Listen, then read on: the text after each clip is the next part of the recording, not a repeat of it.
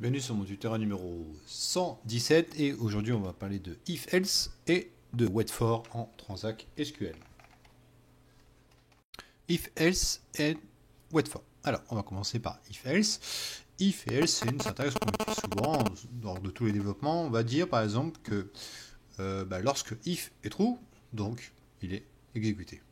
Si la condition if n'est pas respectée, donc l'expression booléenne retourne alors la valeur false et va donc exécuter le else. D'accord. Donc else aussi on le voit souvent dans les case when. Dans une condition case when, si elle n'est pas respectée, sinon tu me joues cette valeur. On va partir d'un exemple très simple. On va déclarer une variable en int. On va lui affecter cette variable 999. Donc je vais mettre une condition. Une condition. Donc là on part de contrôle de flux. La section contrôle de flux. Donc si cette condition, si dans ce select il y a la valeur 999, d'accord, donc tu me joues ce select.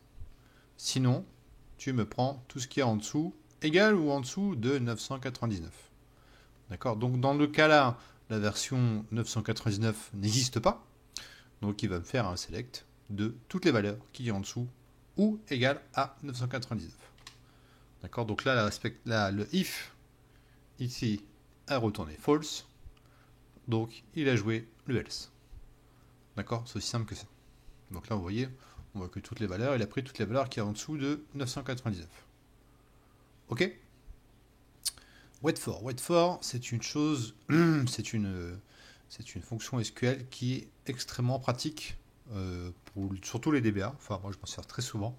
C'est lorsque, par exemple, on va chaîner deux jobs et on veut mettre une pause entre ces deux jobs le temps que le premier job finisse. Parce qu'il peut y avoir une transaction qui ne soit pas fermée, ça peut être pour plein de choses. Ça peut être des retards de traitement, etc., etc. Donc le wait-for, moi je mets certaines fois des wait-for entre deux jobs. Excusez-moi. Donc là, la syntaxe est très simple, c'est wait-for délai. Et là on lui met, là on parle en heures, donc il manque un 0, on peut lui mettre 10 heures, 24 heures, on met ce qu'il veut. On peut mettre en minutes et on peut mettre en secondes. D'accord. Donc ça va bloquer l'exécution d'un traitement d'une procédure stockée. On peut mettre aussi à l'intérieur aussi de procédures stockées. On peut dire dans cette procédure stockée, tu peux mettre une attente pour continuer à faire un lot ou d'une transaction jusqu'à que l'heure ou l'intervalle du temps soit atteint, soit fini.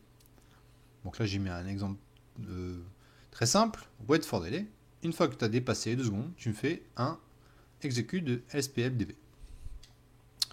Ok, c'est parti. Donc on voit ici que au bout de 2 secondes, il m'a fait le LDB. D'accord. Donc le if else, il faut savoir que ça existe en SQL. Et le wait for delay aussi, ne l'oubliez pas lorsque vous devez mettre une pause dans un traitement.